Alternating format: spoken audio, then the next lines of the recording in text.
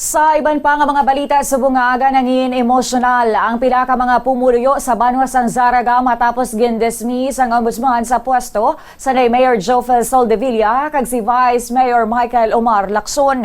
Sunod sa mga residente, nakabatyagid sila sang kasubo. Bangod ang mayor nga ilagin kilala bilang isa ka lider malapit sa tawo, hindi na makabulig sa ila. Suno kay Jose, isa ka residente sang banwa, palangga gid sa mga pumuluyo si Mayor Soldevilla. Masubo gid ang natabo suno sa iya kag kuntani hindi lang inidala sang pamulitika sa ilang banwa. Alin sa pagpungko niya, Vice Mayor, palang durugig ka plangga niya gid ang mga pumuloy. Ang amon lang tani isang temprano pa lang na na nila, hindi ro pagpagyon sa pinulitika nga nabantog bilog sa mga subo kayo.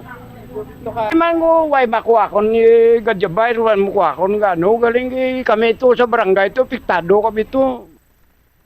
Naman sa isa pa ka residente nga si Nanay Sel, si Mayor Soldevilla ang klase ng lider nga nagakadtugid sa mga tawo kag nagabulig sa tagsa ka kinahanglanon sang iya mga pumuluyo. Ginpahayag man sini nga dako nga kadulaan sa ila banwa ang pagdismiss sa opisyal. Nagapanao gina siya kag magibulig ya. Amo na bala. Ti daway na mo na-expect ni siguro. Ti kung tani kung pwede nga ma-review anay hindi man nga sila nga amo gid na dayon ang mahatag sa iya guro nga hustisya kay ti way man kami kabalo kung ano ang punot dulo. Kami supporter man lang sa iya kag yung sa kaayo ya bala sa amon.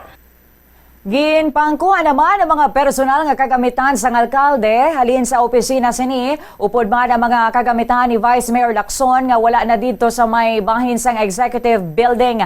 Matandaan sa 22 ka pahina nga desisyon nga napetsahan sang Setyembre 22 ginsite sang ombudsman ang grave misconduct kung sa diin may accessory penalties man batok sa duha ka nasambit nga opisyal. Iniamo ang kanselasyon sang eligibility, forfeitures and retirement benefits, perpetual disqualification sa pagdumala sa public office kag ginadumilian man sila sa pagkuha sang civil service examination.